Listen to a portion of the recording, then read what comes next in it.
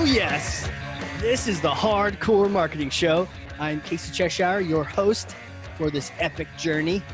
And today's show, sponsored by Cheshire Impact, on a mission to help people maximize their use of Pardot and Salesforce. CheshireImpact.com. Bam. All right. Yeah. I hit a button and we go live. Modern technology. Love it. So, okay. My guest today, when I looked at my calendar earlier and I saw I had a podcast, I was excited. And then I saw who I was going to chat with on the podcast. And I got kind of like excited and like curious, but also like I can't wait to have this conversation. So I want to introduce you to her. She is a growth marketer, and I will call her a futurist. She's probably a time traveler. She's a founder. She's an indie maker. She's a writer, senior analyst at The Hustle. Stephanie Smith, welcome to the show. Thanks for having me. Yeah. So I heard you on a presentation. I don't even know where or when or why, but someone in one of my Slack channels was like, hey, you got to get on this webinar. Someone's talking right now and basically predicting the future. So I was like, yeah, I don't have anything better to do. Let me hop on this thing. And you were presenting, and you're going to have to say like, what even was it? But like you were presenting, and every single slide, I was like, oh, that's actually a really good point. And it wasn't all good news. And I'm kind of like a good news all the time guy. So I was like, oh no, it's not good news. And then, but I thought, but it's really well thought out. So I wanted to just get you on here. But the way we start every show is by passing you this. So here, hold on, it's heavy. Ugh. Okay, here you go. This is Thor's hammer. Can you grab that? Amazing. You got it? I got it. Okay, two hands. Good, perfect. Okay, take Thor's hammer, and it is actually the real Thor's hammer here in New Hampshire. Take that and smash for me some kind of myth, bogus strategy, just some misconception that you're seeing right now, and help us set the record straight. Yeah, so the presentation that you saw me on was one about the coronavirus. It's what everyone's talking about right now. So I'm not the only one, but the presentation was focused on looking past the first order effects. So really, you know, there's certain things that the media and just people in general naturally gravitate to as they try to navigate what is really an unprecedented, I mean, everyone loves that word right now, situation. True. But what's important about that word is just that like many people living right now haven't faced this before. So I think one of the myths that people are a little misguided on right now is that we're trying to use frameworks or tools or approaches to problems that we faced in the past for this problem. And that's even, you know, in some of the language people use, they're trying to say like, is it a U-shaped recovery? Is it a V-shaped recovery? Because those are the types of recoveries that we've seen before in different downturns. And I think, you know, that's not the only example, but just people in general are saying, oh, like, where have we seen this before? But unfortunately, in many of our lifetimes, we haven't seen this before. Yeah. And so we're almost trying to, you know, that saying like fit a square peg in a round hole, because we're trying to emulate previous situations, which really are maybe have commonalities, but are truly very different to what we're facing right now. Right. It's like, I mean, I keep hearing like the Spanish flu or someone got the Hong Kong flu, and they're trying to like describe similarity. I guess there's some value to like similarities. Of course. Yeah. But I mean, I guess that goes awry if you just decide that, well, we've dealt with this, or how they dealt with it like 200 years ago when they didn't have iPhones or Zoom calls. This is how they dealt with it. That'll work here. Yeah. Yeah. Like, let me give you an example. So people talk about the pandemic in multiple ways because it's a multifaceted problem. So you have a health pandemic or a health crisis, right? But then you also, you know, as many of us has become the main topic of conversation is a financial or economic crisis. And then there's other crises like supply chain crises, and then there's like border problems. There's all these things. And we're trying to, you know, in many cases fit like with the example of a financial crisis, we're trying to say, hey, how does this compare to 2008? But 2008, the causes of that particular crisis were much different than now. And therefore the solutions will also be much different than this crisis. And so I think it's important to, as I was trying to do in that presentation, is to not just look at this as like one type of crisis, try to match it to a previous crisis, and then therefore use the solutions to that crisis to then be the solutions to this one. Because I think this one is unfortunately just a lot more complicated than what we've faced in the past. Right. I think I've been guilty of that. I recall the 2008, and I was even looking at like Delta stock to try to like, ooh, I don't know, and Yeah, back in 2008, it was terrible. But like to your point, right. in a juvenile way, oh, well, what was it like? It was a crisis and stocks were low. Well, I guess this is a crisis and stocks are low, but you're right. Like if we're like, well, it only took, it took them a couple of years of air travel and they recovered. Will it be the same for us? Maybe, but maybe not. Yeah, and just to give that's a perfect example where you have a normal financial crisis where you have a slow downturn. In bad crises, it happens more quickly, but it's still pretty slow, right? Like people Yeah. slowly lose their jobs, businesses slowly go out or under.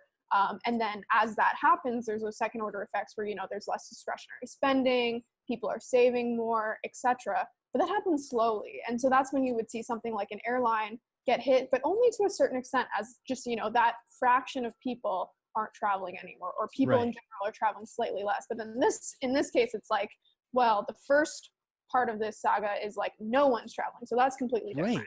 But then on top of that, people are kind of treating these airline stops, for example, as, they're either going to go back to normal or they're going to go under. So we're almost betting that they stay alive so we can get that upside. But Yeah. then this Totally. scenario, it's like, well, actually, are we in a new world where airline travel may be completely different? Maybe there's certain regulations where people need to show up at the airport 5 hours earlier, and less people want to do that, so they opt for domestic travel. Maybe whatever regulations need to be in place no longer make airlines profitable, and therefore they can't even function the same ways. And some of them, even when things Right. open up, can't operate profitably and therefore go under. So it's just a completely different world that we're now in. And it's not, it's helpful to make comparisons, but it's like, let's think about what are the fundamental differences today, and Right. what does that mean for tomorrow? Right. I hear you 100% on that. The new world thing, as much as I want, I mean, I like Delta. I don't know. I like the brand for some Yeah. reason, but as much as I wanted to recover, I also like traveling too.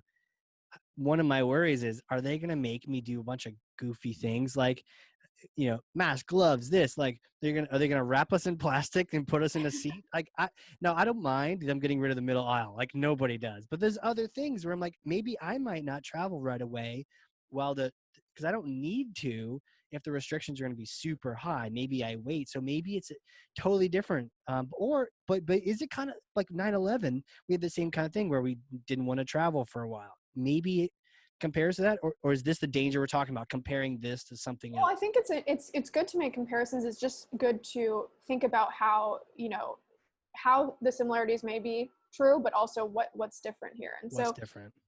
what I think is, you bring up a great point with travel. So I actually saw the other day an article that I think it was Emirates, but it may have been another airline, where they're now actually getting their air hostesses to wear hazmat suits. And that's just like, it's one of those things where it's like, that's actually like practically a great move for them to give safety to their hostesses. But how are you going to feel going on to an airline when you see you Yeah. having hazmat suits? You're like, what's going on here? Like, Where's mine? yeah, exactly. Like, there's clearly a safety risk here, right? So Yeah. there's things like that where it's just like, okay, how is this going to evolve? I also love traveling and have done it pretty significantly over the last 4 years, and it's like, I wonder, when am I going to feel comfortable getting on a plane again? Yeah. And you talk, even going to things like what I mentioned about profitability. If you block off the middle seat, can airlines still be profitable having Right. 2/3 of their or a third of their revenue gone? And so you start to think about just like, what does this mean for the airline industry? And what all we know for certain is that some things will change. Yeah. And I think you also make a good point that with something like 9/11, there was this like immediate change, which kind of jarred people. And then eventually you just start kind of appreciating or accepting that new normal. And Yeah. maybe in 5 years, we'll think it's just completely normal for airline hostesses to wear hazmat suits. Maybe we won't. Maybe we'll think it's normal for, there not to be middle seat. Maybe we won't. It's kind of just up to time to tell. Right. They're like, okay, take off your shoes. We got some scanners, some pictures Yeah. people don't want to see. And then, you're on the plane and there's probably an air marshal. And I guess we've all kind of, I think time tends to kind of like, we forget things probably that we shouldn't, but sometimes we forget things as well. And maybe it gets us back to normal. So maybe there's a few changes best case, right? If you health changes, but eventually we're all vaccinated or something, and then and do they give the middle seats back? I mean, I guess that's a question, right? Do they ever? What do you think? Do they ever put those I back think, in because they need them for the sales? well, yeah, I think absolutely. If there's a vaccine or anything that can kind of like certify that people are safe on an airline without that distancing, then yeah, from a profitability perspective, like there's no way that an airline wants to block off that middle seat. And so Right. as soon as they can put it back in, they'll be doing that. So maybe just like we have those like TSA pre-checks, we have like a wow, like it's amazing to think about. Like, oh, you have your Corona pre-check, and you get to go through the Yeah, aisle, and you get to skip the temperature scanner. You know? exactly. Yeah, I think that will definitely, I mean, almost certainly for the short term, have much more extensive processes where, like, Yeah. you think back to before 9/11, you could go to the airport and just basically get on a plane within 20 minutes, Oh right? yeah. You didn't have to go through this whole process. And now we've normalized it, and that's just part of the game. And so I think at least in the short term, there will be just much lengthier processes before you have to fly. And That then, makes sense. as we get safety certifications and stuff like that, maybe some of that will disappear, but I wouldn't be surprised if a lot of it sticks around, similar to what happened after 9/11. For sure. I remember as a kid, like you could even go wait at the gate for grandma kind of thing. Like you could go Yeah. out there and be like hanging out in the terminal. Exactly. So wacky. I don't even think they were metal detectors. It was just go out. You go right to the gate. It's Yeah, crazy. that's Um, you mentioned uh, the first and second order effects. Talk a little bit about that. Like, is there a third order? Like, how many orders are there, and what is that concept?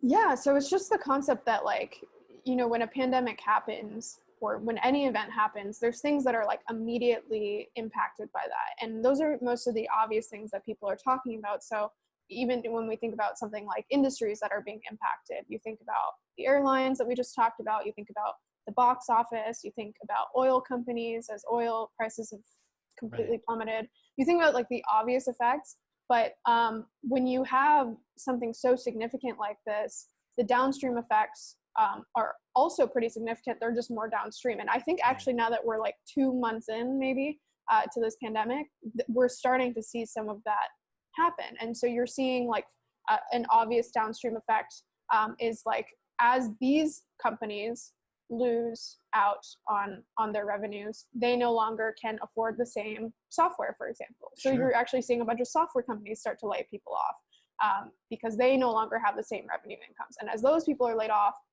what happens to the innovation within those software companies? Do they have enough money to invest in R&D? So what does that mean for the next couple of years of the types of innovative products that are being created as most companies like lock down and focus on their more profitable units? You saw the same thing happen, in the last recession or previous recessions, where you don't really get the full scope of what has happened here until many years later. Right. Right. Yeah.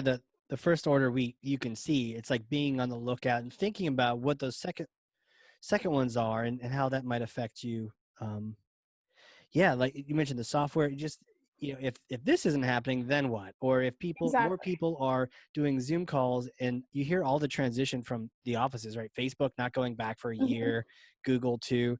Then do they even need office space? Office space has become super cheap because no one wants them, and then that whole market's interrupted. Then what happens when that market's interrupted? It's a very interesting chain of effect. Exactly. And I would just encourage people to, I mean, no one can predict the future. I certainly can't, but I to don't know. ask, I think you're pretty close, pretty just good to at it. ask those questions. Well, because that's the best Yeah. way to at least attempt to understand the future, is just to say, like, let's acknowledge the immediate effects, but now let's think about, yeah, some of those ripple effects. And okay, if this happens, what does that mean? Right? What happens to these people, or what happens to these companies, these countries, even, and start to think about in some of those what ifs, because I think that's when you start to uncover, like, whoa, actually, yeah, what happens if all these companies move out of SF? What happens to rental spaces? What happens to residential spaces? What happens to those people? Where do they go? What happens to those states? And so I think it's important to just start asking those what ifs, because that's where you start to uncover some of these interesting downstream effects. have you, through your own what ifs, have you bounced into any of those interesting secondary effects or these ripple effects that you think maybe we haven't really thought about? Well, I mean, I think these are certain things that people have thought about, but one thing that I like to bring up about these downstream effects, or just the virus in general, is that, well, first and foremost, I think what the virus did is basically take everything that was working in the world, and then it kind of questioned, like, why are these things working as so? And what I mean by that is, like, the world was working in offices mostly, like there was remote work that was growing, but the world was working in offices because that's how we always had done it, right? And certain other things existed just because that's always how we had done it. You know, the world was functioning a lot off of tradition. And what's interesting to me is that the virus, you know, rightfully so, has made people think about what's most important. Oh, what's most important is my health and my family. And so I'm going to find any way to order things or to get products. I'm going to find any way to continue working. And in most cases, you're finding that a lot of people are you know, okay with disconnecting from tradition and starting to work online and starting to order products online, and, you know, just in general, like not doing things one way just because it's always been that way. Yeah, it kind of helps shake us up a little bit. Exactly. And so what comes with that is, I think you're going to start to see a lot of companies that maybe we're seeing a lot of resistance in certain areas, no longer see that resistance if they really are just like the best approach to something. So I do think you're going to see a wave of companies that, like a very like tangible example is a lot of companies were getting pushed back, again, rightfully so, in terms of privacy concerns. But right now, privacy concerns are out the door because people just want to have something that works, right? That solves their problem. Yeah. And so I do think you're going to see just like a change in the way that people are engaging with products. They're more open to new types of products right now. And that is where I think there can be a lot of opportunity for companies to just say, hey, let's like actually not try to think about how we can make what our products did before work during this pandemic, but just completely rethink you know, what people really need. And so I think that'll be like a very interesting kind of development over the next couple of years, to just see how complete industries disappear and new industries evolve out of that. Yeah, let's talk about that, because that was one of the parts I did catch in the presentation. You had a couple slides where you're talking about, you know, how your company, what product you offered, service you offered, what beforehand, how were you doing? Are you helping? Are you hurting? And then what you foretell is going to happen afterward based on how they fit. Do you maybe talk about that? Yeah, so the idea was the following. So a lot of people think about companies as, you know, in terms of their revenue or in terms of their products, but I think the most effective way to think about a company is the problem that it's solving for someone. That is why they make money, is because they're solving a problem for someone. Now, if that company is solving a problem for someone effectively, and they are increasing either the amount of people they're solving that problem for, or how much they're solving a problem for someone, that's when they're going to be scaling their revenue, right? And then the flip side is that if they're no longer really solving a pain point, or that pain point is disappearing, you know, they're going to be going down in revenue. Now, you have companies that were increasing before the virus and companies that were decreasing before the virus. Now, the virus shook that up, and at least in this temporary fold that we're in, some of those companies that were slowly dying are relevant again. But we need to ask the question, is that permanent, or is that not? And then the same goes for companies that were growing and, you know, during this temporary scenario are either, you know, continuing to soar or, you know, faltering. And the ones that were doing well before and currently are doing well, it's like, that's a great company. It's clearly solving a problem in both universes. And then there's the flip side where one was like doing Netflix, bad. right? Like Netflix, it was solving problems. It's definitely still solving problems. Exactly. Yeah. Exactly. And then there's ones that weren't solving problems and then aren't during the pandemic. Those companies are dead. But then there's what kind of examples do you have for that one? Like they're on the decline, and then I don't know if you can think of any, but they're on the decline. Like for a great example, in my opinion, is like residential office space. where residential office space was slowly becoming less of a commodity that people needed. And then this just like put a nail in the head. I mean, obviously there will always be space for residential office space in our world, but in terms of if you were a company in that industry, your growth prospects wouldn't be looking great. But then you have like these interesting kind of dichotomies for companies that were doing well, but are currently shut down, and the companies that weren't doing well and now are. And so what I think is important is for people to ask that question. It is the problem that I was solving before still a problem today? Yes or no, and why? But more importantly, will it be solving a problem in this kind of like future that we live in? Because some of the stuff that we're experiencing right now is temporary, of course. And so that's the way I would put it, because I see, many people who are, for example, saying like, this company is thriving. And it's like, well, this company is thriving because everyone's locked at home, but everyone won't be locked at home a year from now. And so we need to think about how these companies and the problems that they're solving evolve. And then that's really how I think you would, value a company in the future, or try to determine if it's going to survive in whatever that new future is.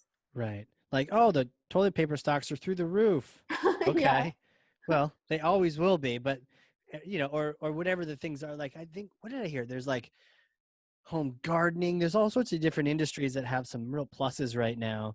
And that may be the case, but you're right. The dichotomy, the change of this thing was going downhill, and then this happens, and suddenly we're like, yeah, I could use some of that. Bring it on over. Yeah, for sure. Yeah, exactly. But yeah, it depends on what someone's trying to, like what, if they're looking for short-term income or long-term income. If you're looking for short-term income, there are a lot of opportunities that exist just for the next, 6 to 24 months.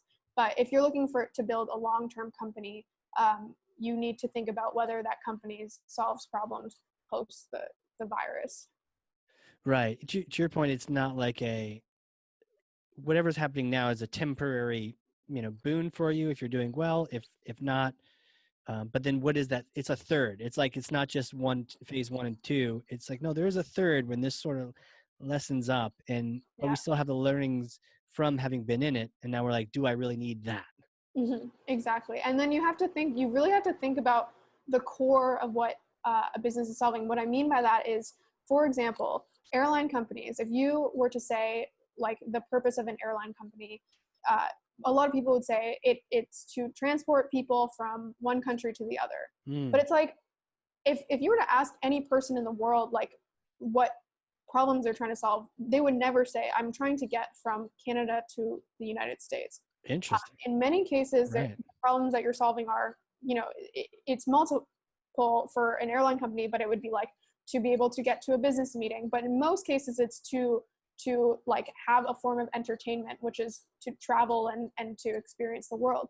And the reason I bring that up is because if you are thinking very like pragmatically about just the very simple thing that a company does, you're missing the point, and you're missing the competitive landscape. And so for something like an airline, their direct competitors are airlines, but their indirect competitors are things like RV companies or even a movie theater, for example, because people are just looking for entertainment. So I could spend my week off going and driving down to Utah and going to national parks, or I could get a flight over to Thailand and, spend time there. But with this new world that we're living in, the shift in terms of like value prop versus like risk, in terms of getting that entertainment, may unfortunately shift away from airlines because people can get entertainment elsewhere.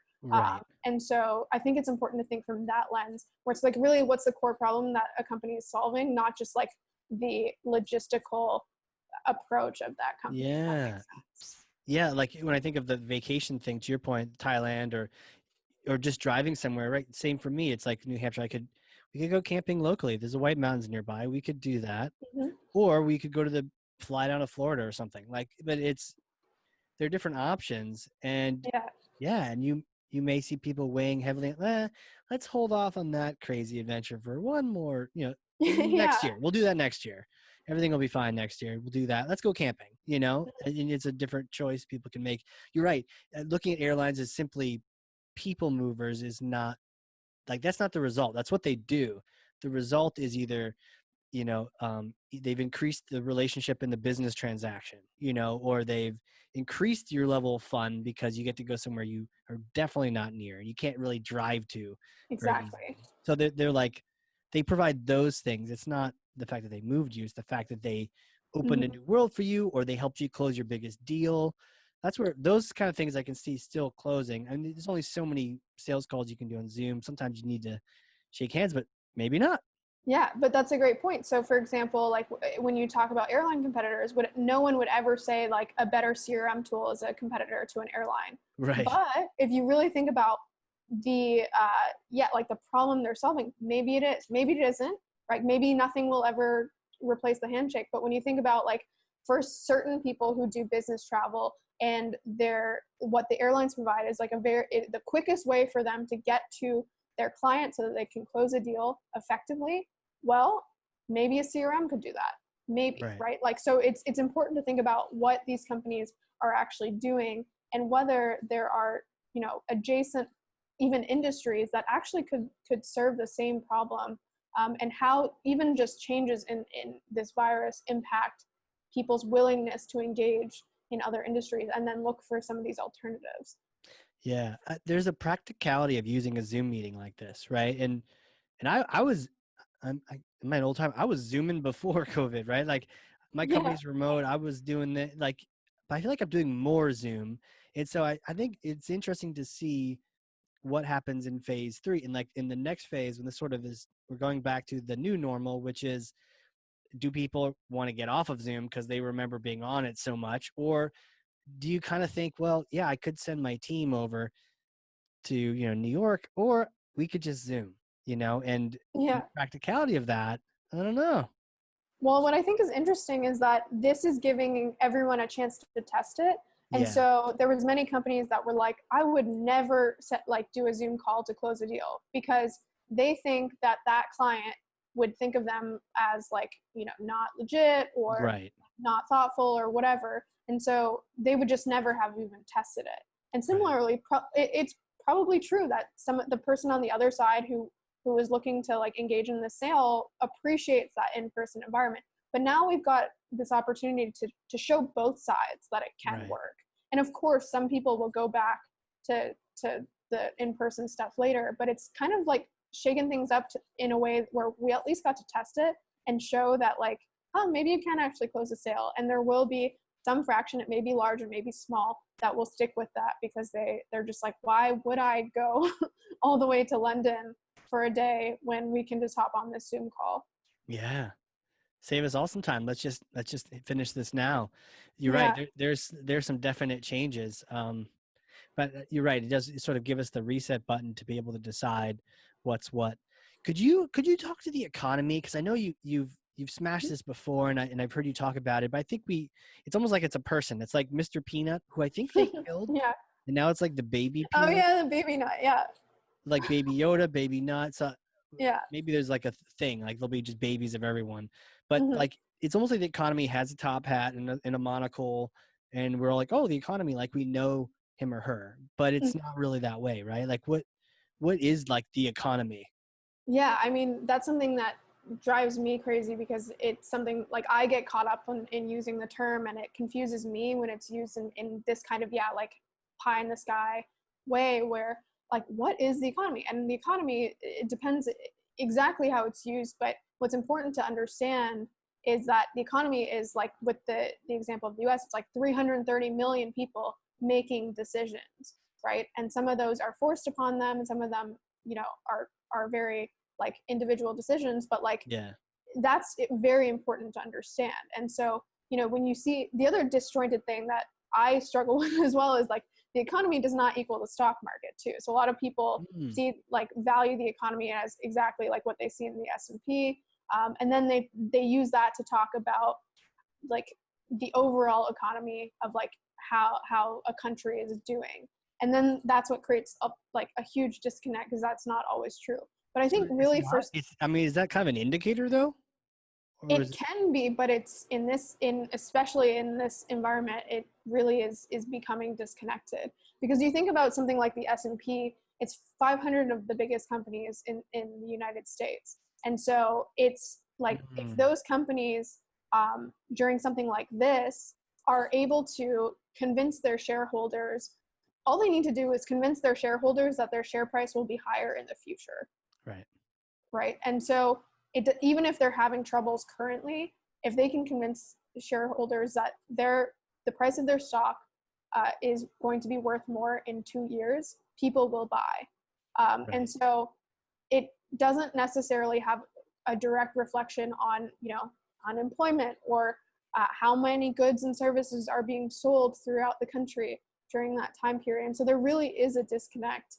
Because the stock market is forward looking, but it's also only a portion of the companies within a country. Right. And it's also a lot of speculation versus something like the GDP of a country and how that's changing. That is a reflection of how many goods and services are actually being sold or bought during that time period. But even if you use a GDP number, what I think is important is, again, people try to say like, oh, we think the GDP is going to be X next quarter or next year or in 2020. And then they use that to determine, like, should I invest in a business or should I start a business at this time? Or is this industry going to survive? And what I think is important is to just break down the sense of like the economy being this, like, again, like gray amorphous thing to, oh, it's 330 million people making decisions. And when you understand that, you can start to ask yourself questions like, okay, what's happening with those 330 million people? Like, are people losing their jobs? Has their sentiment changed? Do they no longer want to engage in certain products or industries?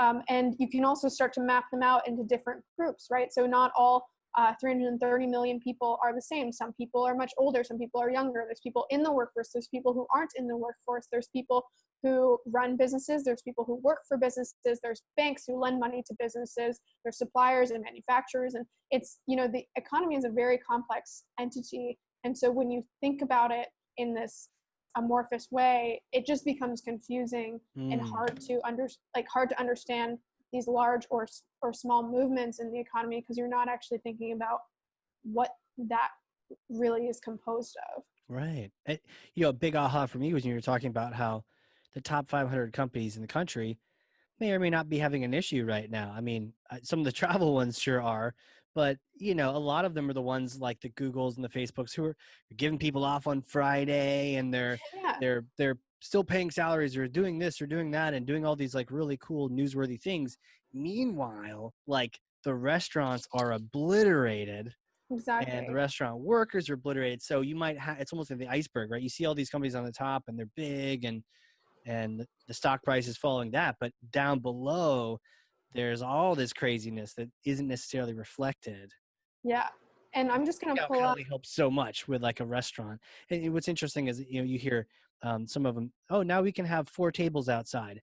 I can't rehire my people back to staff 4 tables, or Exactly. there's all sorts of things underneath it.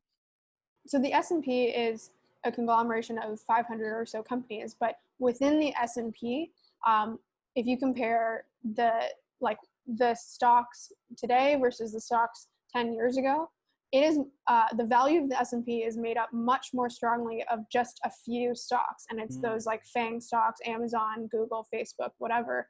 Those make up a much more significant part of the S&P than in the past. And so when you look at the S&P as an indicator, it's not really an indicator of the overall, economic climate. It's an indicator of those few companies and how they're doing. And to your point, a lot of those companies are effectively monopolies in some sense. And actually, during an economic downturn like today, these companies that have hoarded cash for many, many years are actually better off in many cases, because they're able to buy distressed assets and companies like you will see Microsoft, Amazon, Google, Facebook, all of them acquire a ton of companies in the next year because they can do so at a cheaper valuation. And that's a really good point. Yeah. What other things do you see like as a result of that we can probably in terms corner like that? In terms of what specifically? Yeah, like the future. Like what kind of things do you see coming around the bend? Great point around acquisitions. There are going to be a lot of companies barely hanging in there. These big motherships swooping in, getting them for like pennies on the dollar. Any other kind of predictions you're seeing around different industries or just the Yeah, well, in general, I think this is like an obvious one, but I think reskilling is going to be like the guy from CB Insights has a saying that it's like things happen slowly until they don't, or something like that. They happen slowly and then suddenly. And so you're seeing, for a long time, automation has been increasing in terms of its penetration throughout the world.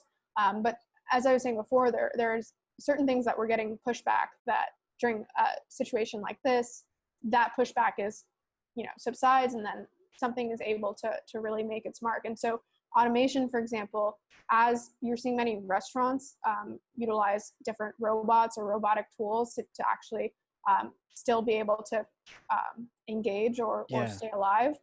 And those things will not disappear. You're seeing the same thing with companies doing stuff like curbside pickup and using a lot more automation to process their payments and also their deliveries. And so unfortunately, or fortunately, you can look at it as a two-sided coin. Robots are stealing our jobs, but robots have always stolen our jobs. Mm-hmm. The most obvious example is the ATM, which stole the job of a bank teller. But it's not like that disrupted, everyone's life and there was no longer jobs. New jobs get invented. But unfortunately, some pissed off bankers. These damn machines. Exactly. But unfortunately, right now, what normally happens is you have a bunch of people lose their jobs, but it's slowly, right? As we were talking before, like, right. Robots take over a fraction of an industry, and they continue to do that for a while. And as that's happening, you're just naturally seeing new types of jobs get added to the market. Education systems get, pivoted so that they're helping people get those new types of jobs, but it's a slow process. But in this case, I think you're going to see a little bit of, it's going to be disjointed, where a lot of people lose their jobs more quickly. There's not enough quick reskilling to get those people into the places that they need to be, or to have the skills that they need for this new kind of more automated tech focused environment. More and so virtual. I think there's just going to be a lot of companies that emerge, there already are, that focus on reskilling people so that they can still participate in this kind of accelerated tech focused economy. The reskilling is an interesting thing to think about. And you're right. The factory came around, the water mill, and they're like, oh, you're taking jobs from me and my ox, but it's like, it's so much better. And then they've always done that. I've definitely heard the progression, robots tend to take over those uncreative jobs, that we'd rather be off doing something creative anyways. And so as they take over the uncreative things, it gives us more and more freedom to do the things that robots are terrible at, which is problem solving and thinking. Yeah, and what's really interesting is that I think there is a positive here in some ways in some of this tech penetration, because you're seeing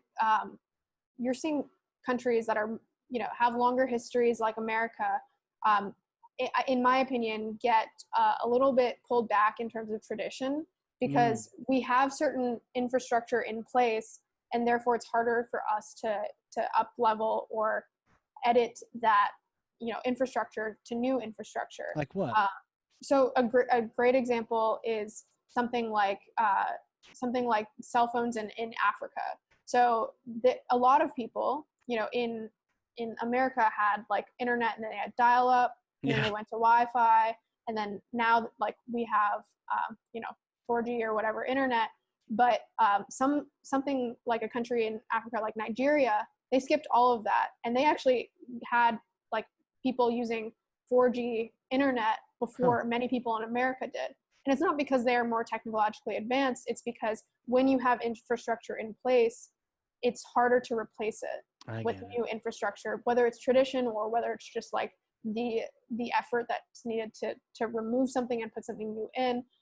When you're starting from scratch, and you have a blank slate, you choose the best option. Yeah. When you aren't starting from scratch, you are leveling up two options, and you tend to have like an affinity towards what you know. And Yeah. so another example of this, contactless payments in Asia are huge. Like everyone uses contactless payments, even in places like India. I was in India in 2019, contactless payments everywhere. And you would think a country like India, like contactless payments, like how are they so much further ahead? But it's because people don't have credit cards in the same way. So they're not replacing credit cards with contactless payments. They're just going straight to contactless payments. So there's definitely a benefit to then. I mean, I've heard it like in the tech world, like technical debt that you have to Yes, overcome. exactly. You have all this backbone of like the old 14.4 modems. You're like, how do we get to cable? I don't know. We like, Yeah. I think, like NASA and like the nuclear missiles are still running off of like little DOS, Apple, whatever machines. And it's like, that was the whole Y2K thing, right? These old systems, you can't just Exactly. replace them. So yeah, what do you do? Interesting though with the contactless payments and just some people being able to skip right to things. Is that ever a problem? Like, is it a problem in Africa to go from, 0 to, 4K? And I mean, you skip the AOL phase, you skip the 14.4, you don't get to tiptoe into it. You're like, here you are, you're online. Yeah, honestly, I don't know. I don't think so though, because it's not about like skipping steps in that case. It's not like this technology isn't ready. It's like it's ready and they're going with the best option available versus, when we take these baby steps, it's because we're just like slowly getting pulled back by what Right. we're used to. Right. So no, I think actually in many cases, like the US would benefit from having, completely contactless payments. It's just, a lot of people aren't ready for that, and they're happy to stick with what they know. Right. I guess it'd be kind of like an old person thing to say, to be like, well, before you get this iPad, you got to play on my Apple IIe over here. So you really learn to appreciate, like kids today. No, they just pick up the iPad and they're like on the internet and they're good. So, Yeah. right. I don't think there is much to, I mean, there's maybe some appreciation of what you have, but other than that, it's like to be able to be immediately productive on that tool is awesome. Yeah, and it's I've heard some people talk about this interesting question, which is like, you see old people and you see they often say stuff like, like people never like they don't know any facts today, or they don't know how, they don't have a long attention span, or and these things are true. Like there's data behind this, that young people struggle to have the same attention span. They don't know as many like traditional facts because they don't need to. And so there's this interesting like question where it's like, okay, does it make sense to have someone learn certain things that we once thought were important if they aren't anymore? And I could see arguments for both sides, where it's like you should want to have a dynamic brain that can have a long attention span and all this stuff, but maybe it's actually not necessary anymore.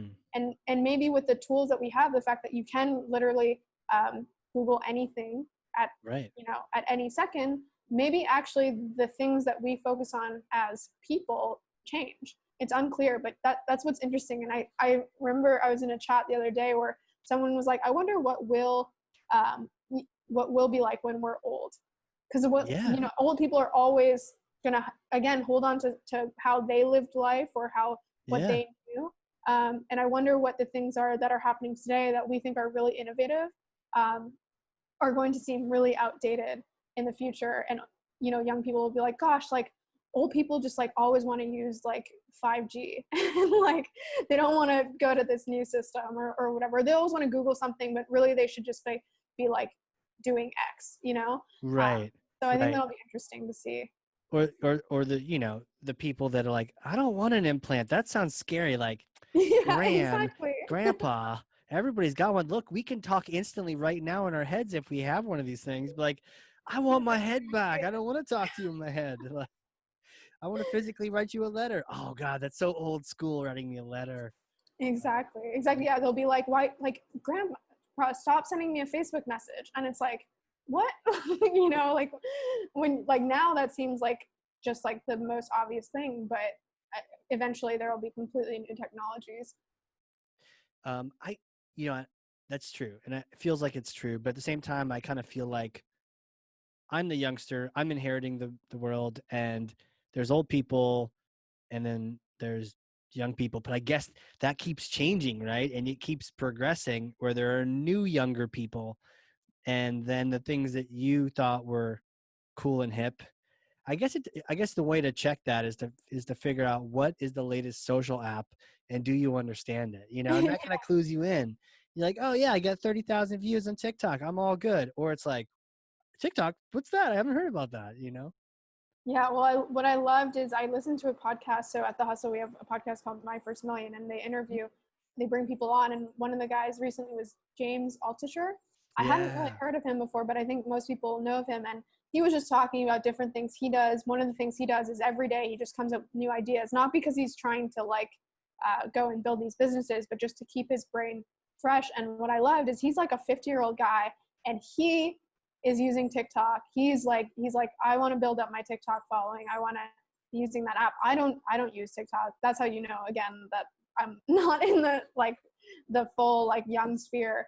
But I love that when people who are older are not necessarily stuck to what they know, and they're open to like whatever is coming out now. Right. Being open to it. James is crazy. I think I heard him on the Joe Rogan podcast. Yeah, he's got crazy hair, crazy ideas, Yeah, keeping it real. He'll be a 12-year-old even when he's 80. exactly. But yeah, it's interesting. I think one of the things I bumped into the other day was one of the only constants is change, right? And as much as maybe Mm-hmm. you like how it is now, it's going to change. Like before Yeah. COVID, I mean, I went on a cruise and I remember doing a meeting in Atlanta and I like it. I'm like, I'm kind of cool with it the way it is. Let's just keep this the way it is. But no, it's constantly, the world is constantly in that flux state. Yeah, totally. And I think even with this, it's I don't know if you've been finding the same thing. I've gotten so used to this like COVID era and how I'm living now that I don't even know what it's going to be like. I think there's going to be a little friction to even go back to like whatever the opened up world is. And so like you said, it's just we're constantly changing, and we just need it's beneficial for anyone to just like fixate to that Yeah. versus fixate to anything that they think is fixed. Yeah. At first you hate it and then you eventually adapt to it. At least that's how it was for me. Where first I'm like, oh God, no. And I mean, everyone who was like wanting to avoid people was like, there's memes on like they're celebrating, like, yes, stay at home, read a book, be stuck at home, like perfect. Nobody can bother me. Perfect. You know, but like then Exactly. there's the roommate who's like the people person who's like, no, you want to I play know. Scrabble? Like, can we talk? So that's where I was. So it took some time, but then you reminded me because as you adapt, there are some things you start to like about it. You're like, well, I get more time with the family, or I get more time to talk to people I care about. Maybe if you can, um, at least in person, or if not, virtually. And is there something missing from that, or is that an old concept? Like for me, I feel like there's another layer to that in-person physical contact. Even if you're not contacting, you're just like face to face. Zoom is close, but there's something about that proximity. I don't know. And that could just be me being one of the old people we were just talking about. But I don't know. No, I don't think it's just you. I've worked remotely for 4 years, and I Mhm. think that we I shouldn't say we, but people who work remotely have solved a majority of the problems as it relates to remote work. But that is the one thing that is still not. I don't think it's there yet. Yeah. And that's again coming from someone who's done this for years. I think what I'm a little undecided on is whether it even can get there. I feel like a lot of people are trying to solve that problem. One of the things that I would say is wrong about a lot of the solutions is it's trying to like recreate the office Mm. in a remote environment Oh, and right. like recreate the serendipity and things that happen in the office and trying to make that digital. I don't know if that ever is going to quite work. Maybe it will. Right. But I do agree that it's not quite there. But an interesting thing that isn't happening right now, but normally happens is when you work remotely, you focus on your work, you do your job. Maybe you don't get as much of that like classic social interaction with your work, but then you have so much more flexibility to get social interaction outside of your work. So it's Right. funny that I've heard a bunch of people who weren't working remotely saying like, I'm going crazy, like remote work is not for me, and many other people who have been working remotely are saying like, no, this is not like normal remote work. We're also going crazy. Normally Right. you have outlets outside of work that you can get some of those Huge social point. Yeah, interactions. it's a huge point. Right. Same here. Like, and I actually have an office, so the checks go there, and I get to just get out of the house and get out of my PJs. But at the same time, a lot of it's remote. And you're right, it's remote, but we have the outlets, the in-person outlets that we can normally tap on. So this kind of puts everyone back in the same spot. Maybe the remote workers are better at being remote, and the productivity, that learning curve, that'll just have to happen for the people that haven't been remote. They get to learn, hey, you're actually much more productive remote usually if you can set up your own space and you can figure out that system. But you're right, you still need that kind of something outlet, especially if you personally value the social side and that's what fuels you. You need some way of doing that. And I know there's some really ingenuitive things where people are having like goofy Zoom calls. I feel like I'm just a little too old for that because all my friends have kids now, and so they're all doing like Zoom calls with their kids. But like, hey, we've had some happy hours. In fact, I probably had too many happy hours.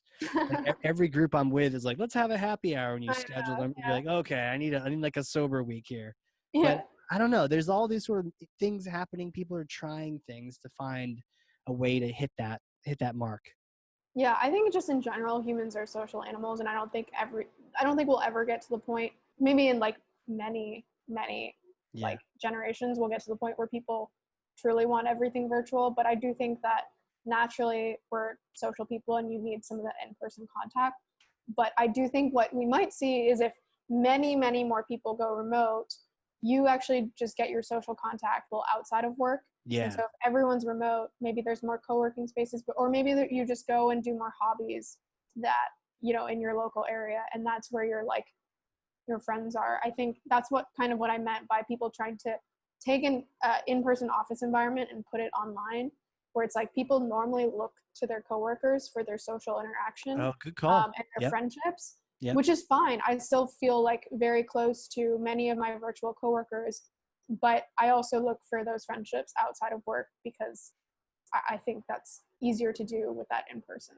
Totally. Yeah. One of the things we've done at our company is once a year we get together in person. We give it a silly name, the main event, because the first one was in Maine. And so we have an Oh, E on that's the great. end of it. And what's crazy is like subsequent ones are like main event Charleston, main event Bahamas. So it makes no sense to outsiders, but like, that's cool. That's our secret code. But Mm-hmm. I find it so interesting that you get in person and it's just, you can build a stronger relationship with someone. Sometimes I'll see someone. It's almost like a weird TV show. You see someone in the airport, and you're like, "Hey, like Steph, good to see you." And you're like, "Actually, we've never met. Like we've maybe worked Yeah, together for like a year virtually, but we've never actually met. But I feel like I've talked to you all the time, and you exactly. actually meet in person, and you have, but you haven't. But that can you can grow relationships more that way. It'll be interesting. My question to you: VR. Does VR? Do you think that takes a step forward because people are remote and then they're like, how do we get this sort of proximity around each other?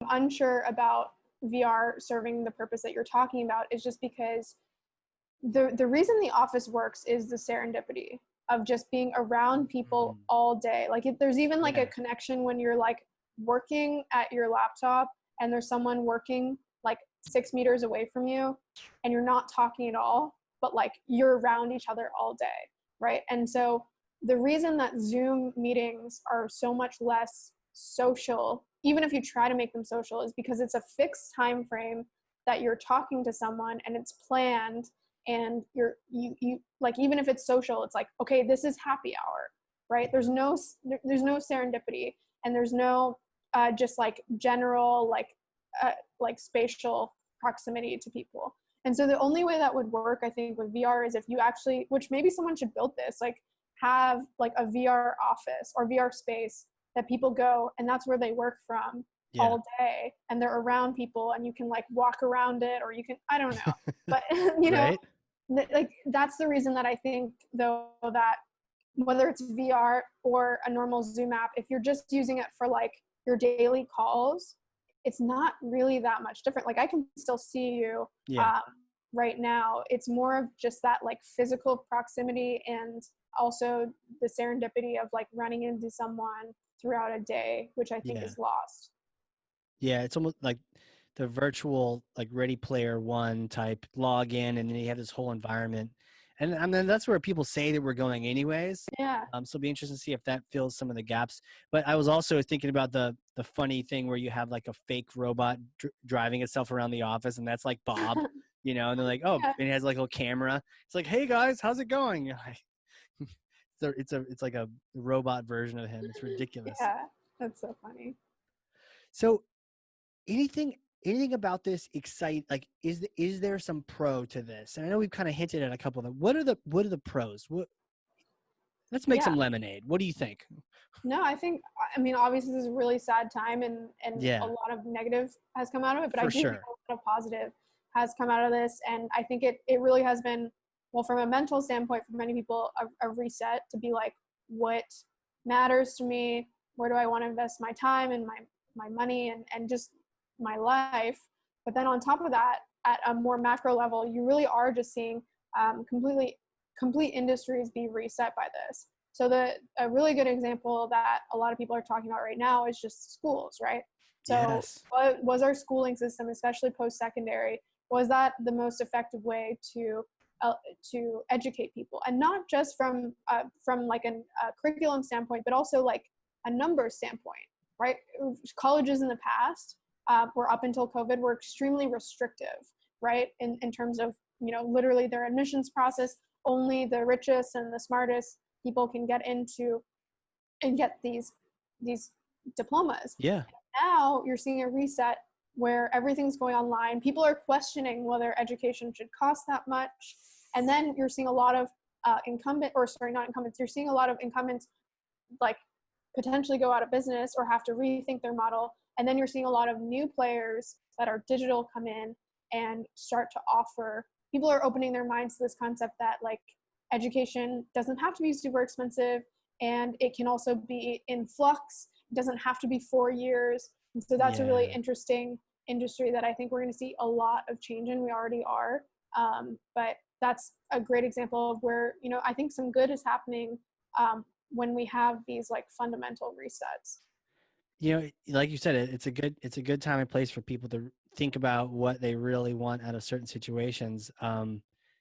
The school thing, I saw a tweet. I would love to give credit to the person that I retweeted this, and it was basically saying that universities have this really tricky problem right now. Oh, I think it was Naval, where they Was that need to like Naval? they That's need funny. to, We saw the same tweet. Yeah, let me pull that guy up. yeah, I think it was Have something you along listened the to this lines thing? of like they're trying to, because right now they're kind of in this like awkward middle point where they're trying to like convince people that digital education is like an option, but then they're gonna, whenever schools open up, they're gonna have to convince them that actually in person is like worth their money or something like that. But he was like, it's like trying to sell your competitor's product. Yeah, yeah, exactly. No, it was like I can't even find it, but it was yeah. I can try to Um, find it. Universities have to convince. We'll both take a guess at it, and if you can find it, that'd be great. Um, Universities have to convince students that they can get tons of value from them online, paying the same amount. Like they have to convince them that it was worth paying like the 80 grand or 40 Yes, grand that's exactly for it. the sake to get that same education they were getting in person online. And then as soon as everything opens back up again, they need to convince them, no, no, no, no, no. JK about online. You need to come Yeah, back in person. It's like they're competing against themselves. It's crazy. yeah, that was exactly the tweet. I think it was Naval. I'm just looking through. I can't find it either. Maybe he deleted it. Who knows? But that was the same tweet that I was thinking about. Convince. Yeah. Like what a wild thing to convince them. That's really a challenge though. I mean, a lot of people I talk to in the education field, I mean, they're able to move things around, but is it worth, I mean, gosh, universities and colleges, so much money. But yeah, or you just use, SNHU or Phoenix or do one of those virtual things and be done with it. Yeah, I don't know. It's tough. What do you think Yeah, shakes up after the education? Do we just forget about it? We all go back the way we were, or does it I don't disrupt us? know. I think it kind of depends on how long this lasts for. But I do think if True. these closures last through to the fall when a lot of those universities are thinking of reopening. I saw a tweet, or maybe it was an email the other day that showed like the percentage of colleges and what their plans are as of today. And only a very small portion of them were like, we're going to close. A bigger but still small portion was like, we're going to go fully online. And then most of them were like, we're opening up in the fall, most of them. And it'll be interesting because if they can open up, I think they can still continue to kind of play this card of like the in-person aspect and networking and all this stuff is really worthwhile. But if they have to stay online, I think it's going to be very hard for them to continue to convince people that their education should cost that much. And so I think we'll see if what happens in the fall. But I think people are already starting to question that. I had a call today with a really smart student who's like in school right now and was kind of doing like a mentorship thing, freshman in school. And we were talking tech, we were talking about Salesforce and CRM and all the stuff that I'm in. And there's like free training in this thing called Trailhead, where you go in there, they'll give you your own Salesforce account to just actually build. And I was telling her, a lot of people, like if they have a cert and they have some points in the learning system, they could easily get a job just doing the thing. Like, I don't even care if you have a degree at that point. So really, I think to your earliest point, it's going to distill down, what are the core things you really need to get from that kind of an experience? And can you get them anywhere else? And if not, get them there, maybe go freshman year, but then bounce like all the smart people that have done startups and like bounce and go explore and build and work. I don't know. Yeah. And I think also tied to that is like right now, less so than before, but still it's true where like a good diploma will get you places, right? But that changes over time as more people recognize, and they're starting to recognize this with like, all of the like Stanford dropouts that have started some of the biggest companies in the world, that perhaps that diploma no longer holds as much credibility, and that people stop caring about that. And then there's going to be companies, and there already are companies like this, which develop almost like testing for companies to determine if like someone is a good developer or not. Yeah. And that may replace the diploma. I listened to a podcast the other day with the guy at, it might have been Code Academy or one of those platforms. His name is Thomas Cuello, I think. But anyway, he's actually the author of that. If you read that like super famous Medium article about COVID, it was the one that was like, you must act now or something. Oh, geez, no. Anyway, it got like millions of views, but he brought up a very good point that for their platform, what they're trying to navigate is that currently, like, people are not actually willing to pay for learning. They pay for diploma or for certification, because that is what gets them somewhere, right? And that's what people are looking for when they're hiring. But I do think that will change. And as that changes, as what hiring managers are looking for changes, that disrupts the system that is providing the certifications. There's no longer demand for it. And then they need to pivot. And so I do think that we're going to see that. I think it's accelerated by COVID, but I think that was kind of inevitable anyway. Yeah. People don't pay for learning. They pay for getting somewhere, for the actual same conversation. It's the same. It's the other effect that they get from it. It's not the people on the plane. It's not being at university. It's like, I'm going to meet people and have fun. I'm going to party. I'm going to get a good job when I get out, or my parents will leave me alone. Like, it's all those other things. And it reminds me of like the language learning. People don't really usually learn a language to learn it. They learn it to either know the culture better, or for me, it'd be like to connect with the people when I'm there and to have a little moment with someone if I'm polite to them. Like, that's why I would go through the arduous process of listening to that CD for hours on end. It's not because I like that. Yeah. So I think the education space is like is going to be one of the most interesting to watch, because I don't know what's going to happen to these colleges. They're huge. And what happens to like donors and to people who like are graduates of Harvard, and will Harvard still exist? Maybe, but in what form? We're not really sure. Yeah, for sure. I think this is a good side of it, because I think I mean, I've been kind of like dark on college for a long time just because I like barely survived it, and then Yeah. like realized it was all my internships that actually were that had nothing to do with the school. That is where I learned, and I started getting my way. But it gave me a zone, I guess, of time to not have responsibility. But yeah, it's like the cost and what can you get out of it? It's really interesting to see what happens. I think the fall really matters. I think I'm just gonna put my thumb out there, but I'm like, to your point, whatever they do in the fall semester will signal like, and I can see why they're opening. It's probably pretty smart on their part. We're opening, they'll do a million masks and tarps over each student like Ghosts and Pac-Man, but like they have to reopen so that they get that physical thing in there. Otherwise, people are gonna form a habit, and then just prefer something else.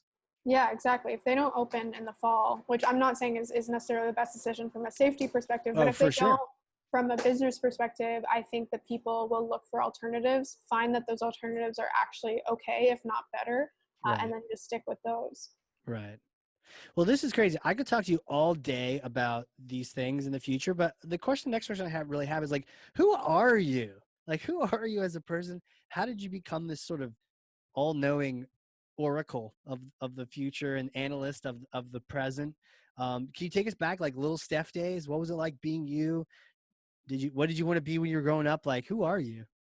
Yeah, I mean, to be honest, I can't remember what I wanted to be growing up. I think it changed all the time, which really Sure. speaks to like the fact that I enjoy a lot of things, and that's why I've like my career has been across many different industries or jobs.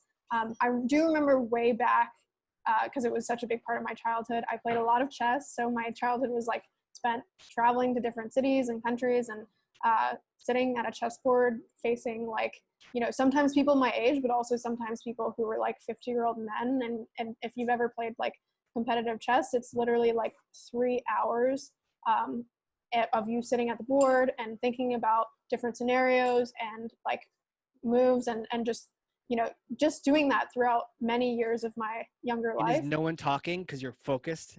Yeah, so if you've ever been, which I guess you haven't, most people haven't, a chess hall at these tournaments is They have completely chess halls? yes, it's like a tournament. So there's many boards. You're Okay. obviously sitting at your board facing your opponent, and there's boards all around the room of games going on, and you have a clock. So like their games are set to be within a certain time frame, and you have only a certain amount of time on your clock. But as the other person is thinking about their move on their clock, you can walk around and look at other games, but it has to be completely silent. And only certain people, only the players are allowed in the actual hall, Wow. with the exception of some tournaments where they'll let like family members and stuff. But if it's a serious tournament, it's like only players allowed in that space. Yeah, because you don't want any distract, no noise or anything.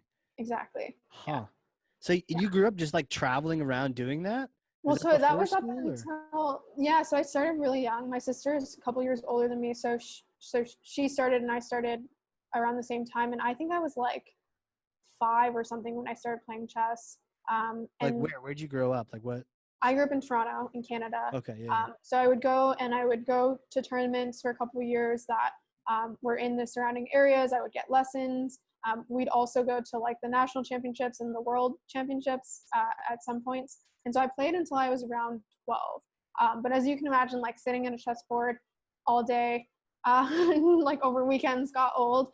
And so I ended up doing other things like Yeah. the rest of my youth. But I think that was like really foundational because when you spend hours at a board like throughout many days or years of your childhood, you're thinking through, you're learning to problem solve, you're learning to scenario plan. You're also I think this was like an unintended result, but like when you're a 7-year-old girl and you're playing a chess game against a 50-year-old like man, it provides you with like a certain level of confidence that you can go and learn more, and you know that like you're not limited to like there's no like what's the word Yeah. for this, there's no like labels, right? Like Sure. you're just a person, and if you go and learn stuff, if you spend the time reading your chess books or playing enough chess games, that you can be just as good as anyone else. And so I think that provided me with like a level of appreciation for like putting time in and acquiring skills, because like from a young age, that's what I was kind of not forced to do. My parents didn't force me to play chess, but like that was kind of the entry point into that way of thinking. Did they like it? And they just were like, hey, check this thing out. It's fun. It was like family. Yeah, I think it came from my dad. My dad never played it competitively, but he loved the game. Okay, yeah. And they put us in everything. So when I quit chess, I played soccer. We did all types of sports. And so you can quit chess? Yeah, well, yeah, because we were playing it so consistently and like going to competition. So I just said, you know, at some point that I didn't want to play anymore. Did you ever beat any of those like 50-year-old cranky dudes? Yeah. 7 and stuff? All the time. How did they deal with it? Did you ever notice that? Like, did you sort of read people to see like? Yeah, definitely. I mean, there was lots of older dudes who had like a great, you know, great attitude, but there was definitely some games where you could tell that some people were pretty unhappy to be losing to like a 7-year-old. Yeah. But you were like a slice of humble pie just swooping in, being like, I know you've been doing this for like 40 years of your life, but hello. Yeah, well, it's funny. So I quit when I was 12, but since I played very competitively as a kid, I was quite good, and I've completely stopped since I was 12. I've probably played like less than 10 games since I quit. Really? So the only time I ever play really these days is like every couple years I'll be in some sort of social environment where is someone who's like being very aggressive about their, you know, like beating people. We'll be at like a party or something, and some guy is going and like beating everyone, and if they're just beating someone and being like really nice about it, that's fine. But it's normally like someone who's got an ego and who's like, who's next, whatever. That's the only time I'll actually choose to play, is to kind of. And they have no idea. You have like 90 openings memorized and you're ready to just like pounce. Well, I mean, it's been a long time since I like Sure. played seriously, but yeah, like I still remember the like gist of how to play. And I guess I was a really good 12-year-old. Now I'm like an average adult at chess. I'd say more than that. You got like your purple belt in Brazilian Jiu-Jitsu of the chess world. You could probably beat most untrained people, you know, who are just kind of just wheeling and dealing. Yeah, for anyone that's like never taken a lesson or something like that, then probably. But there's a lot of people who are now playing. It's fun. I don't know if you know Indie Hackers, the guy who founded it. Cortland messaged me. He's like, hey, I heard you used to play chess, so now we're just playing for fun, and it's kind of nice to be playing again. So you are playing again, because I was wondering about that. If you haven't played for like your whole life since you were young, I was like, are you kind of just being like, nope, I'm good, definitely don't need to play, or is it kind of coming back in? Well, it's I literally just started playing Cortland the other day, and I haven't played in years. But it's one of those things where like if you were like a Major League Baseball player and then you quit, you kind of like you'd struggle to get back into it because you're like, I used to be so good, and now like I've forgotten, like it doesn't feel as natural, like I don't remember everything. So I do want to play again because I really enjoyed it, and it was such a big part of my younger life. But I really haven't played more than 10 games in the last like decade. Yeah, I mean that's how I feel about like a lot of things. Soccer for sure. And even like some theater stuff where you're like, oh, you haven't really had time to do much, but if you had a chance, you just pick it up and crush it, kind of thing. Or not, you'd crush it as couldn't be expected, perhaps, you know. But so how did you go from doing all these things to like going to school? And I'm pretty sure I saw like chemical engineering or something on there. Mm-hmm. So what was that? You were just like, you wanted to be a chemist? I don't know. I think I was like a lot of younger people who it's time to go to university. I remember at the time, like throughout high school, I really did love science, and actually like pure sciences, chemistry, physics. And I remember at least so I grew up in Canada. In Canada, there's like maybe 5, max 10 universities that are like just pretty sound. And like, if you get into one of those, you're good. And so I applied to around 5 of them. And I was just kind of picking and choosing random courses or degrees, but mostly in science. And then my dad told me at the time, he's like, I know you really like science, but you can basically take a lot of the same classes, learn a lot of the same stuff, but just have like a much more practical degree or hireable degree, which is engineering. And I remember listening to him and being like, okay, whatever. So I applied to half pure sciences, half engineering courses. And then I ended up just going to one of the campuses and really loving it. And so that one just happened to be where I had applied to an engineering degree. So I was like, you know what? I'll listen to your dad. Like there really was not that much thought into it. I ended up doing a chemical engineering degree. I really liked it, but if you've ever done, it actually ended up being half chemical engineering, half like pure chemistry degree.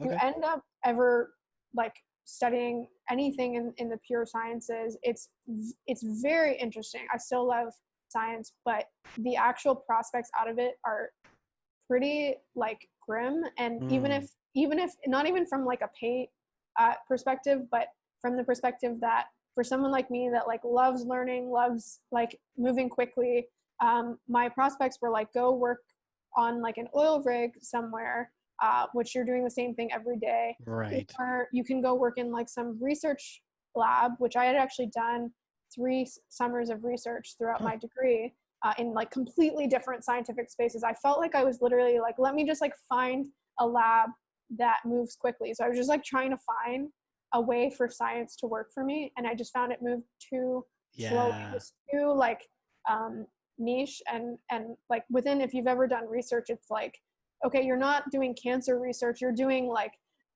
research about a particular cell in a particular environment that does X, and you're trying to like, it's very specific. And so a particular receptor, and can we inhibit it, and just like exactly you're doing it over and over and over again, and you have no idea what's going to happen. Yeah, and it's so important, and I admire everyone who does that work. For sure. It's essential, but like I just found it way too slow moving. And so what I did is I did my degree, and I had done all of that research, and I was like, should I do, master's? And I was like, I can't do more research. So I completely pivoted. I went into consulting, like a kind of classic management consulting. Okay. role. Yeah. I think this is true in the States as well, but a lot of consulting companies in Canada look for engineers because they think they're like decent at problem solving. So I tried that out. That was also really fun, but that was like classic, like pretty bureaucratic, not the company itself that I worked for, but the clients we had worked for or done work for. And so I just found that really slow. And that was also an in-person environment, which I did for like, I think within the first month of me working there, I was like, I didn't leave, but that's when I like knew I was like, I can't just like do this like cycle every single day of like long commute downtown Toronto or something. Exactly. And half your life is spent moving somewhere. Yeah. Exactly. I had spent every day 2 hours in commute. And so it was like same thing, like wake up 7 a.m., get to work by 9, spend the whole day. It was consulting, so long hours, spend the whole day until maybe like 7 on average at the office, get home by 8, and then that's my day. And I just remember thinking like, classic story, but like there must be a better way. And so I looked for remote jobs, which led me to a growth role at like a tech company. And so that sounds like such a better fit for you, for sure. Yeah, exactly. And so I ended up doing that, and it was awesome. And I learned, especially in the first like 6 months there, probably the most in any in any job that I've had. And so I just learned so much about marketing, and ended up doing that role for around 1.5 years, and then ended up switching within the company to leading a larger team. I tried that. I thought it was really fun in some ways, but I found after doing that for 1.5 years, I was like, man, like I was managing a team of 20, and I was like, this is like, I want to get my hands. Wow, that's typically too much. Yeah. So that's like not a good number. There was like it wasn't 20 direct reports. Oh, okay. There was, I think I maybe had like 7 or 8 direct reports. Yeah, that makes sense. Yeah. But yeah, it was like obviously a great opportunity. I think I entered that role when I was like 24 or something, and I was managing people much older than me, and I was like, wow, this is such a great opportunity. And it was, but I was like, I want to get my hands dirty again. And I ended up switching to join the hustle around, not a year ago, around the fall of last year. And so it's tell me about that move. Like, talk about what the hustle is too, because I like literally bumped into it maybe Was it? No, actually, I think I signed up for it after hearing your thing.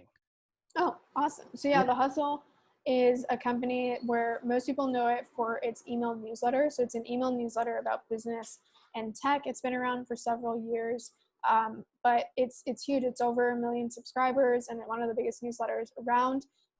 And The Hustle, around a year ago, before I joined, decided to start a new product, which is called Trends, which is what I work on now. Got it. And Trends is like, I always like to kind of communicate it, where The Hustle is basically like, if your friend went and read all of the business and tech news for the day and came back to you and like no BS, no jargon, was just like, hey, these are like the 3 most important things that like happened today. Yeah. That's the newsletter. And then Trends is like, if that same friend went into the future, like 2 to 5 years from now, and saw the future in whatever it is, and came back and told you like, hey, this is a trend you should think about, or this is like something that's happening. That's what Trends is. So we do reports and what we call signals on stuff that's emerging. And it's not like big, like, AI or blockchain. These are like very niche, like products or data points where that people can actually enter, even if you're like a solopreneur.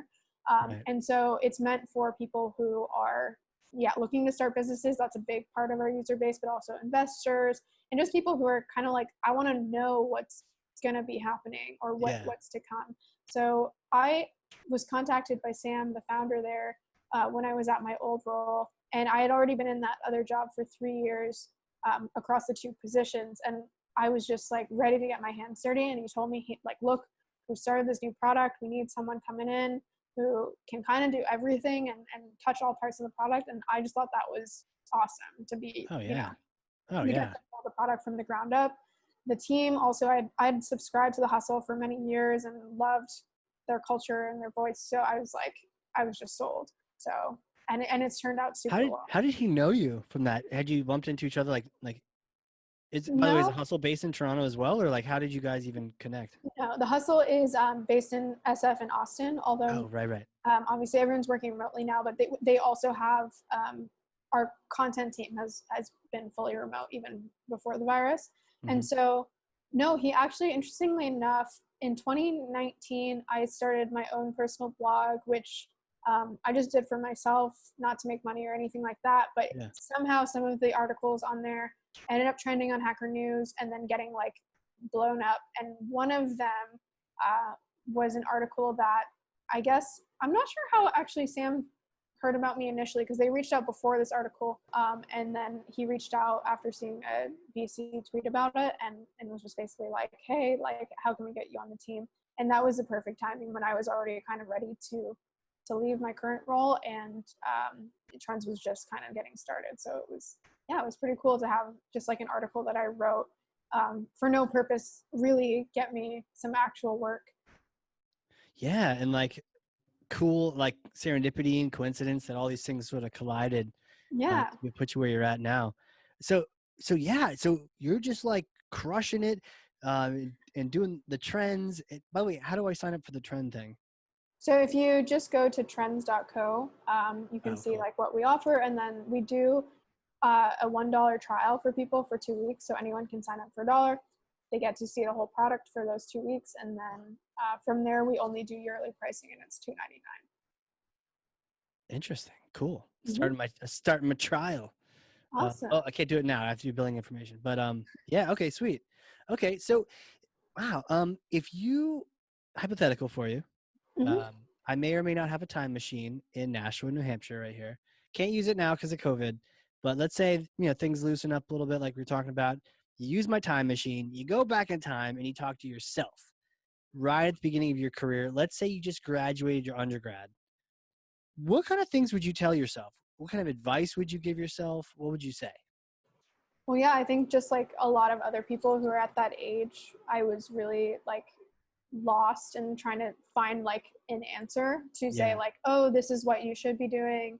And now as you've seen, like I've just kind of like, I don't know if fumbled is the right way to put it, but I've just kind of like fallen into different paths, and I've tried to be very thoughtful about it. Yeah. But my point is that like even if you wanted to, you cannot predict what will interest you in the future. And I actually think that's a good thing if you can't, because you should be constantly like learning new things and like trying to incorporate or open yourself up to new opportunities or industries or people. And if you are doing that, there's no way that as of today you can tell what your interests or your ambitions will be even 2 years from now.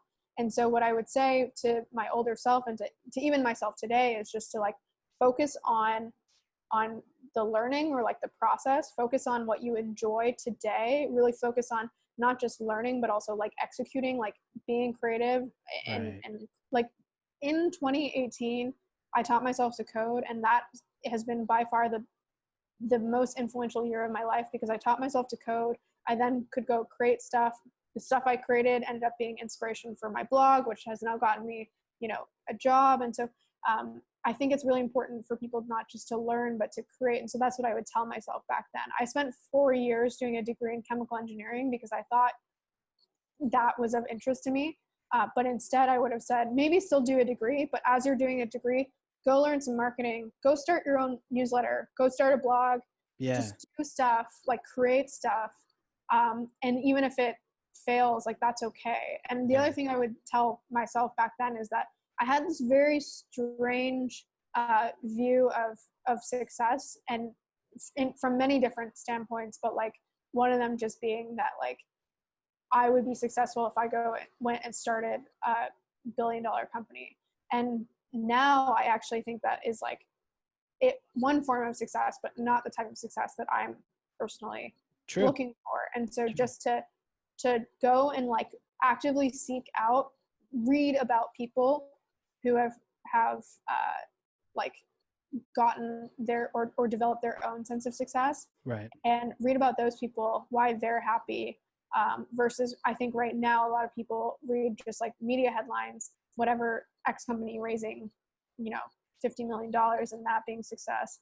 And so I think it took me a while and a lot of luck to end up kind of intersecting with a lot of different industries to see that there's just so much more out there. But if I could tell myself that back then, to say, hey, go just explore, go read about a bunch of different things, go learn about a bunch of different things, go experiment, and don't focus on what you think the future should hold, because it's actually like impossible to determine that even for yourself. Right. Wow. I mean, the idea of exploring and just going and trying things out and giving yourself permission to like not even know, and let's go find out. But you got to expose yourself to stuff. It makes total sense. And to your point about like everyone, sometimes we have these like wacky definitions of what we need to be true in order to feel successful or to feel connected or to not feel alone. And then we have these weird definitions, and until we go in there and like pick them apart and like, okay, so anything less than $1 billion and I'm a failure, I should probably re-examine that. And then, knowing what you know about yourself now and what I know about you and where I'm at too, $1 billion company, actually managing that is much more like your management consulting that you were doing earlier, where it's like nothing moves quickly. It's very slow. It's very political, very bureaucratic. The startup where you can wear multiple hats, I mean, that's its own experience right there. Yeah. And so that's a great point. And I think one thing that's important that I recognize just by doing this accidentally is that people shouldn't be in search of like what they want their future to be, but more so testing to find out what they don't want their future to be. So for example, what I mean by that is like I could have accidentally done this, spent 10, 20 years trying to get into an executive position because I thought that would make me happy. And, like I would just spend my lifetime doing that. And then I would get there and be unhappy. So as much as you can early on in your career, try to find out what you don't want. Right. And so for me, I got very lucky to be in that leadership position quite young, but I'm almost now, I know that is not what I want. And so I can now spend my life with clarity, chasing new things outside of that. And so I think it's actually important to try to, especially early on, experiment. There's this really good book called Algorithms to Live By, which talks about basically using computer science principles to actually make better decisions. But one of those principles that they talk about is this concept of exploring and exploiting. And during early parts of your life, you need to explore so that you get enough data so that for the rest of your life, you can exploit things that are more beneficial to you, instead of the other way around where you're like going down one path and then later in life you find out that that's not what you actually wanted. Course correct. Yeah, totally. Really interesting about the exclusions. I think we're always trying to go for the inclusions and figure out what we want to keep. But to your point with the going for the no, finding the no's, like I do not, sometimes those are more black and white. Like I really don't want, I hate doing this. Good, great. Yeah, Try to exactly. find a job where you never do that. That's great. But sometimes with the, well, I kind of like that. You know, I guess I kind of like doing this sort of, you know, like that's not a good place to live either, because that's basically a no. You just don't really know yet.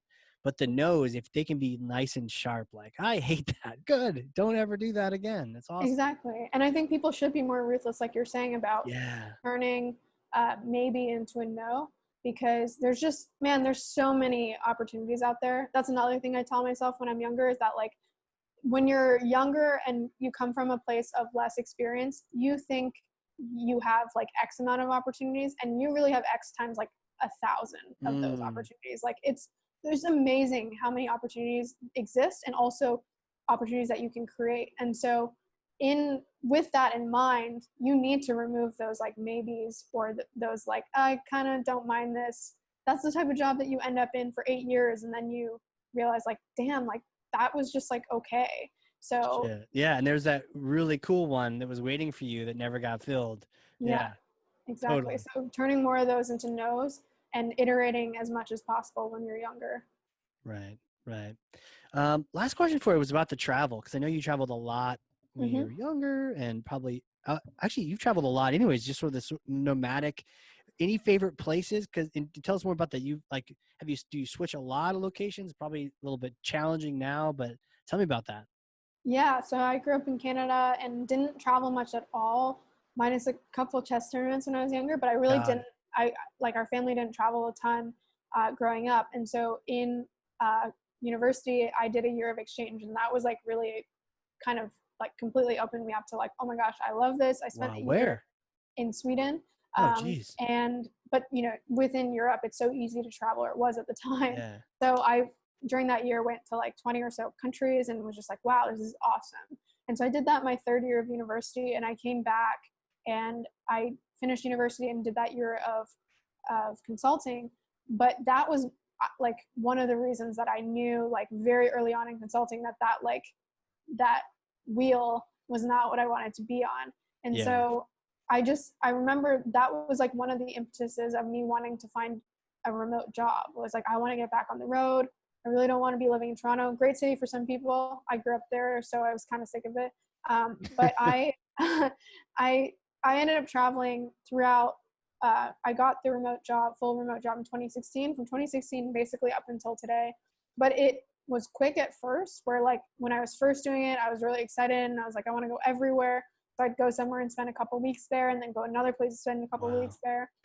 And I'm going basically all the continents except obviously Antarctica. Not yet. You'll get there. Yeah, throughout that time. But over the last like 2 years or so, I've slowed down and spent more so like if I go somewhere, it'll be a couple months, ideally, just because, you know, it's actually not that enjoyable to constantly be on the road. People, as we were talking about before, they crave community, they crave that in-person interaction.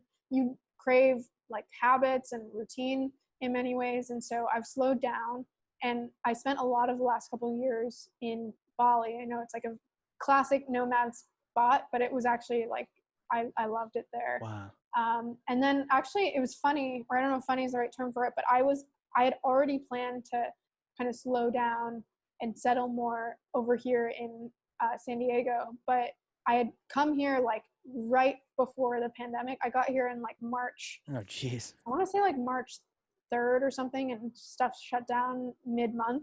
And it's funny because I came here and I was like, you know what? I'm finally settling down. Like, I'm going to establish a community here. I'm going to have like my co-working space and my gym and like all this stuff. And then none of that happened, of course.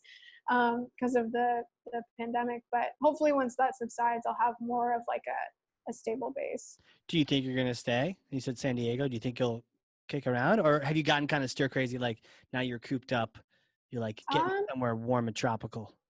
Well, it's pretty warm here. I'm by the beach, but I would love to stay here. The pending thing is that I'm not American, so we need to figure out visas. But right.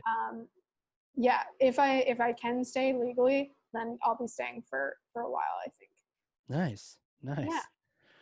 Well, this has been fun. Like, what a cool conversation about the future and hearing your story and everything. Thank you so much for coming on here.